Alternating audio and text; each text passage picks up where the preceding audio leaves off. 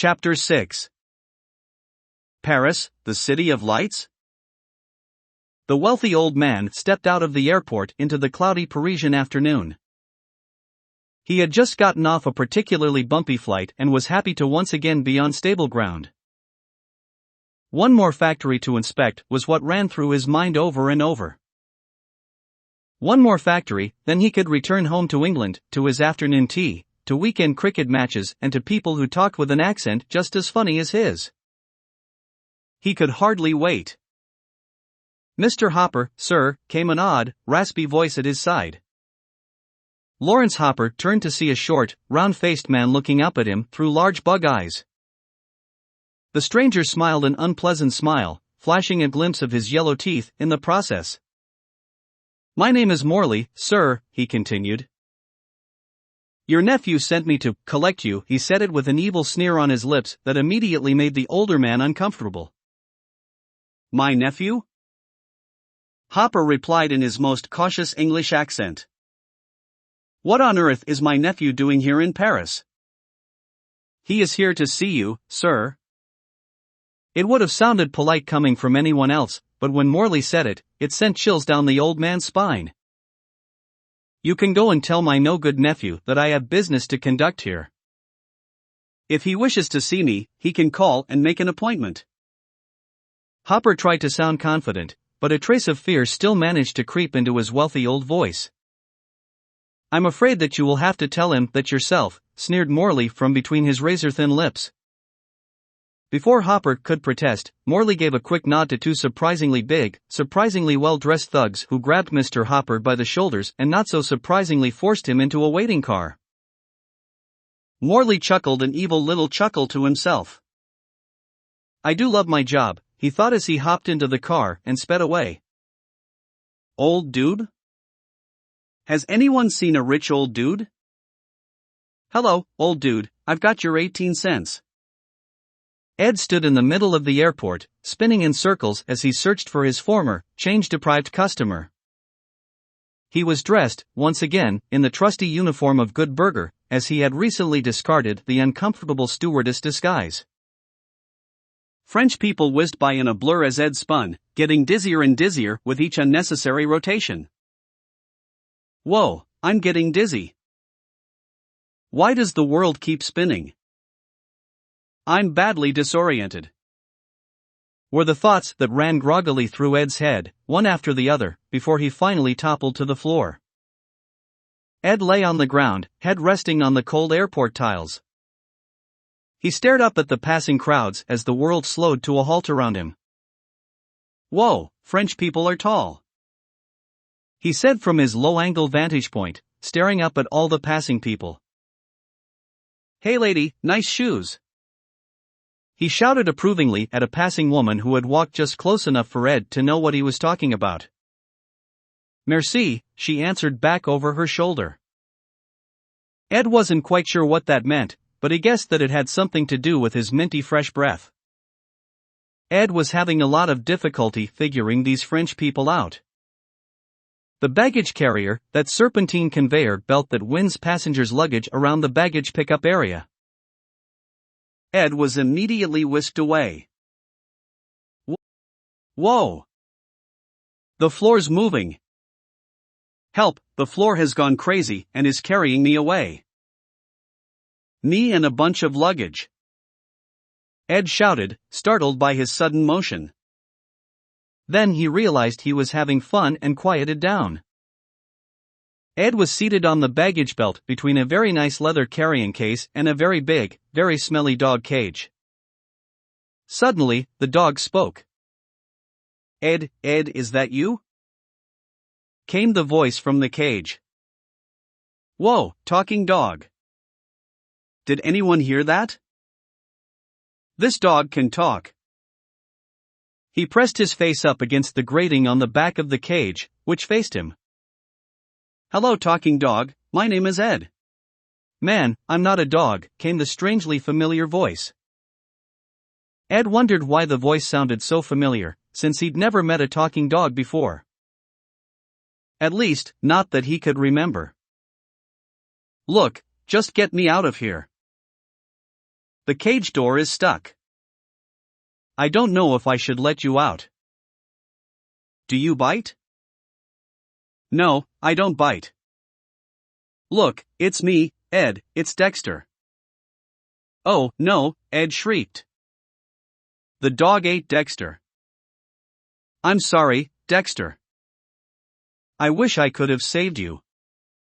He stood on the moving belt, trying to keep his balance while swaying back and forth. He put his hands out to the side for stability, like a surfer riding a big wave. Everybody. He addressed the crowd. Nobody get close to that dog. It ate my friend Dexter, and you could be next. The crowd didn't seem terribly impressed. Another thing that Ed was having a lot of difficulty figuring out was what to do next. After all, he'd done all the normal, tried and true methods of tracking down a wealthy old man whom you followed to Paris by stowing away on a plane disguised as a stewardess in order to return 18 cents in change, but none of them seemed to work. The tried and true methods being, of course, yelling at random passers-by and spinning in circles until you collapsed on the ground in a heap. Now he was fresh out of ideas. He wandered the airport aimlessly, scanning the crowds for a familiar old face and not finding one. Finally, he just sat down for a much-deserved rest. Unfortunately, Ed's much-deserved rest wasn't going to start just yet. That's because Ed happened to sit down on "Would you stop that?" No dog ate me. I stowed away in this cage. As Dexter tried to convince Ed that he hadn't been devoured by a hungry canine but had instead crammed into the dog cage all by himself, the conveyor belt carried the two of them through a swinging door and into the back room, away from the hubbub of the crowd. Minutes passed. Minutes that were mostly taken up with people staring intently at the chute that would carry their baggage down a spiral metal ramp and deposit it on the conveyor belt, proving once and for all that it had not wound up in a Turkish prison by accident. The bags eventually wound their way through a small, plastic door to the back, where they were hauled up a steep ramp only to emerge again and tumble back down the chute a few minutes later to have another go at it. Ed and Dexter tumbled down the spiral ramp amidst a pile of luggage. The empty cage rolled down after them, tumbling on top of the pile. The two boys pulled themselves out of the baggage heap and climbed off the moving platform. Dexter, it's so good to see you. What are you doing in Paris? The two friends made their way through the crowd. What am I doing in Paris? What am I doing in Paris? Dexter asked, an agitated tone creeping into his voice. Oh, you know I always like to travel to Europe at this time of year, especially crammed in a doggy cage. Finally, he couldn't take it anymore and burst out, I was chasing you. What do you think I'm doing in Paris? Now what are you doing in Paris, Ed? Oh, I'm on a mission. A mission, huh? Dexter was getting angrier by the second. It had been a long, cramped, smelly flight, and now he was ready to take it out on someone. Ed just happened to be that lucky someone, which was only fair since all of this really was his fault. A mission? Well, mission's over, Captain Kirk. Kirk. We're going home. Come on. Dexter started to lead the way, but Ed didn't budge.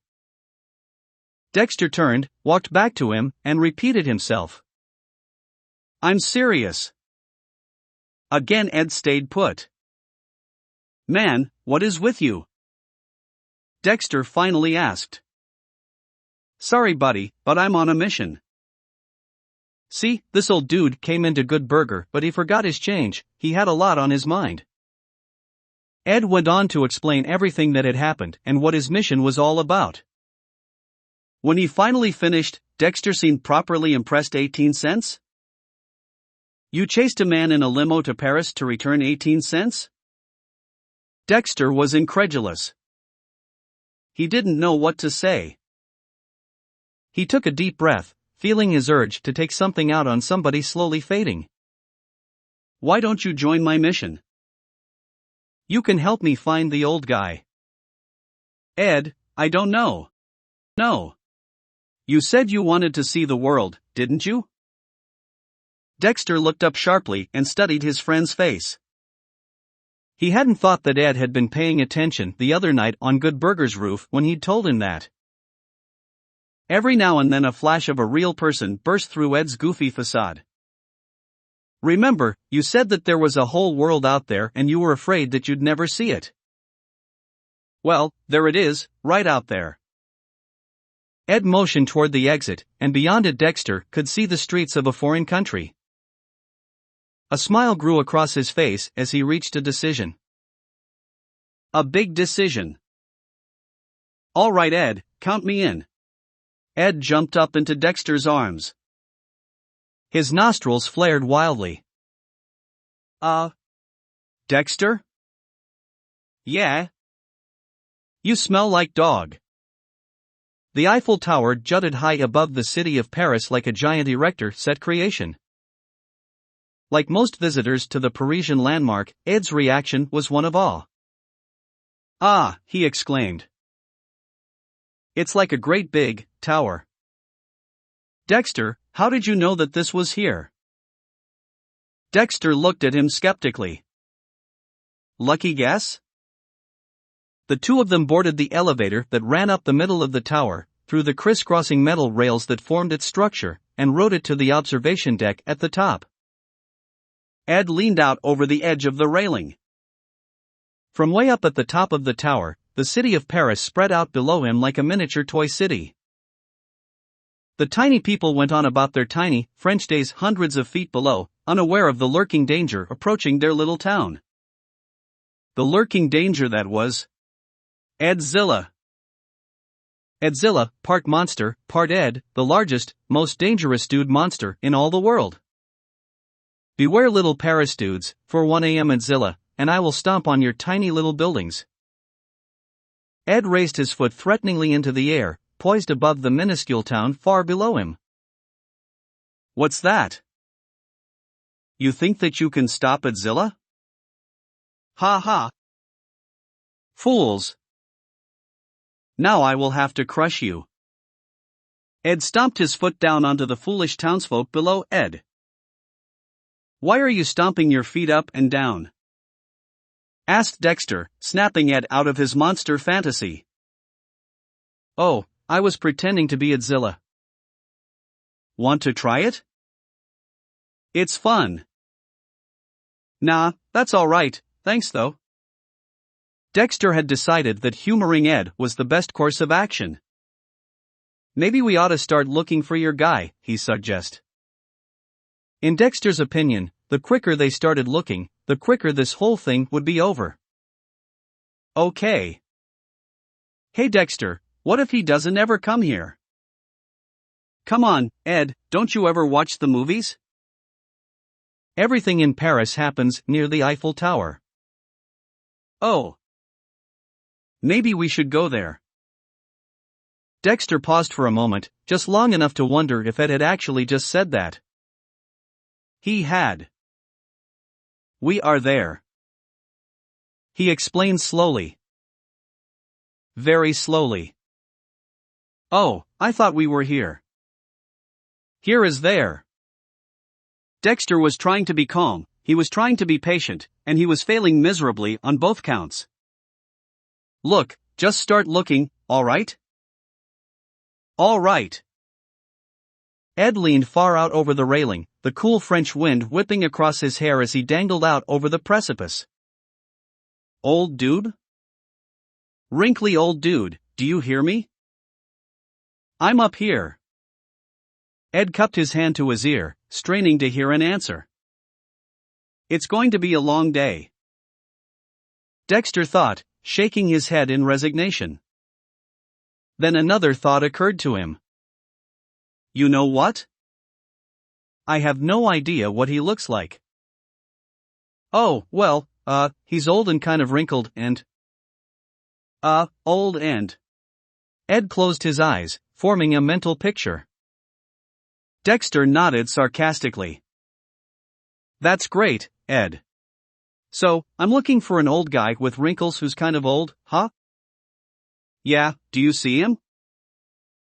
Ed had never really grasped the concept of sarcasm. No, I don't see him. Every old guy has wrinkles. How am I supposed to recognize this particular old, wrinkled guy? He has gray hair, Ed offered. That doesn't help. Oh, Ed thought for a moment. Well, maybe this will help.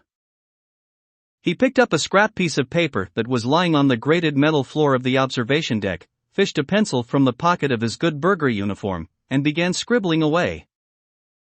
What are you doing now? Dexter wondered, a question that was answered a few minutes later when Ed stopped scribbling, paused, looked at what he had done, carefully erased a few specific lines, blew the eraser dust carefully off the paper, and showed it to Dexter. It was amazing. It might have been the most amazing thing Dexter had ever seen, and Dexter had seen some pretty amazing things in his young life. On the scrap piece of paper, sketched out in pencil, was an amazingly lifelike drawing of the old man. It looked exactly like him. It was a really good drawing. Ed, I didn't know you could draw like that. Dexter exclaimed, astonished, pointing at the paper. Oh, no, I draw like this, Ed said, demonstrating by drawing in the air with his pencil. Nah, I mean your drawing is really good. It's so lifelike. I had no idea that you were, like, an artiste. Ed also had no idea that he was an artiste or whether Dexter thought that was a good thing. In fact, Ed had no idea what that word meant.